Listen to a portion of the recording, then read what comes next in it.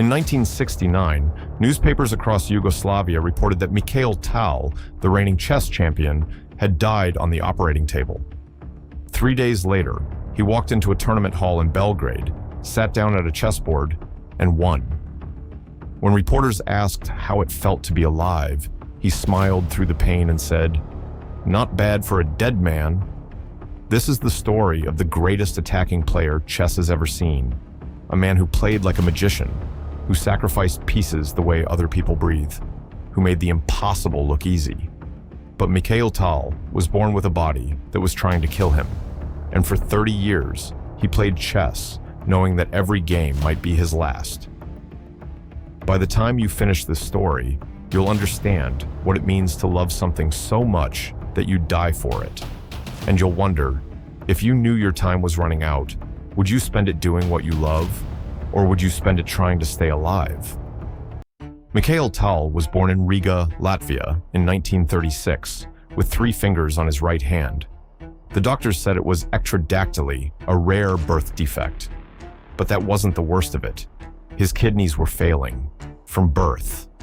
Slowly, quietly, his body was breaking down before it had even fully formed.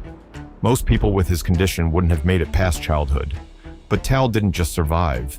He learned chess. And by the time he was 8 years old, people who watched him play said the same thing. This kid sees things no one else can see. He didn't play chess the way you're supposed to play chess.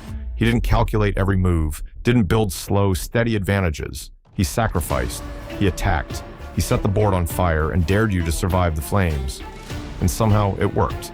By 1960, at just 23 years old, Mikhail Tal became the youngest world chess champion in history. He beat Mikhail Botvinnik, the Soviet machine, the man who'd held the title for over a decade. And he didn't just beat him. He destroyed him with a style so wild, so reckless, that chess experts are still arguing about how it was even possible. Tal became a legend overnight. The magician from Riga, they called him, the man who made chess look like art. But here's what most people didn't know. During that championship match, Tal was in agony. His kidneys were failing. He was taking morphine just to sit at the board, and he never told anyone. For the next 9 years, Tal played chess like a man possessed. He won tournaments across Europe, smoked 5 packs of cigarettes during games, drank vodka between rounds.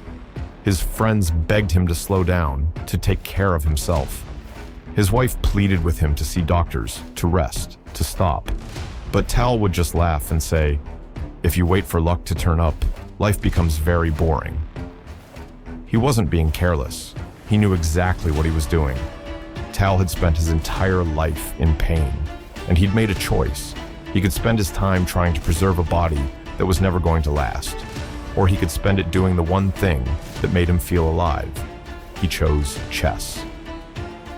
In 1969, everything came crashing down. Tal collapsed during a tournament in Yugoslavia. The pain was so severe he couldn't stand.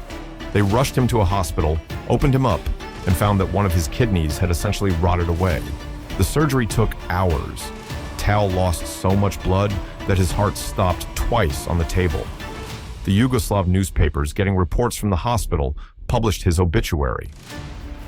Mikhail Tal, 1936 to 1969. The magician is gone.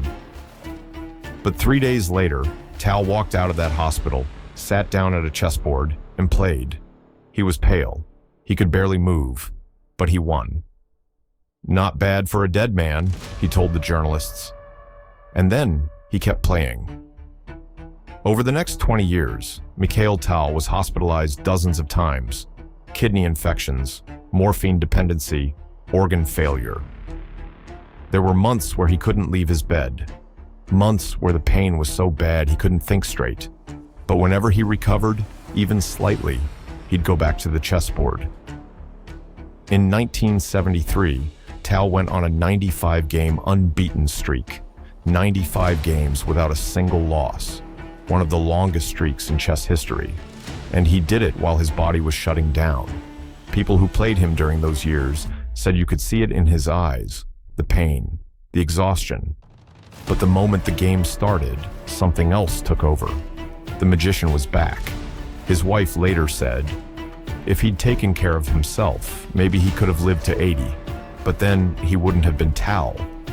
And maybe that's the point, because Tal didn't want to live to 80 as someone careful, someone cautious, someone who played it safe. He wanted to live as himself, even if it killed him.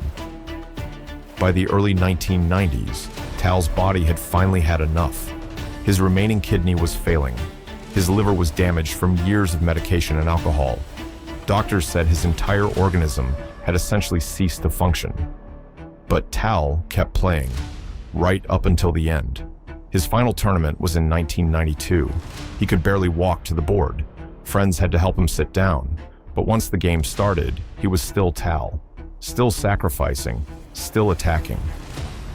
He died on June 28, 1992, in a hospital in Moscow. He was 55 years old.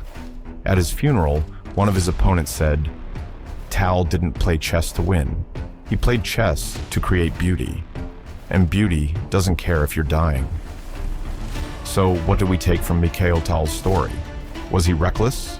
Did he throw away years of his life for a game? Or did he understand something most of us never will? There's a quote from one of Tal's final interviews. The interviewer asks if he regrets the way he lived.